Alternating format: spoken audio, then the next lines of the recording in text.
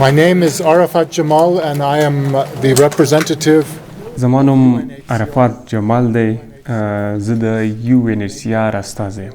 UNHCR د دغه کلینیک اساسي ډونر دی او دغه کلینیک د افغانستان لپاره د ځانګړې بودیجې څخه جوړ شوی دی. ډیره افغانان UNHCR ادارې سره بلد دي. متاسفانه چې اکثر افغانان پاکستان او ایران ته کډوال شوي دي او په دغه هیوادونو کې د UNHCR مرستې ترلاسه کړي دي. UNHCR نه یوازې دا چې د مهاجرینو لپاره کار کوي بلکې کله چې مهاجرین خپلو کورونو ته راستنیږي د هغوی د ستونزو حل لپاره هم کار کوي. دا چې موږ ولې لکه د دغه کلینیک په شان پروژو باندې کار کوو دا ځکه موږ باوري یو چې یو څوک وطن ته راستنیږي اړتیا لري چې روغتیا، تعلیم، کار او کور ته لاسرسی ولري.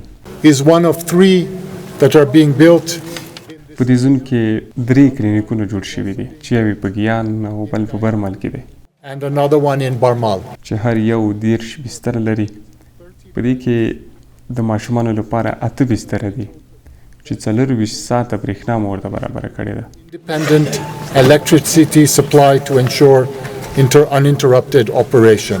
په ټول هیواد کې 21 کلینیکونه نور هم تر کار لاندې دي چې 4 تکمیل شوي دي او پاتې به د 2025 کال تر اخیره بشپړ شي.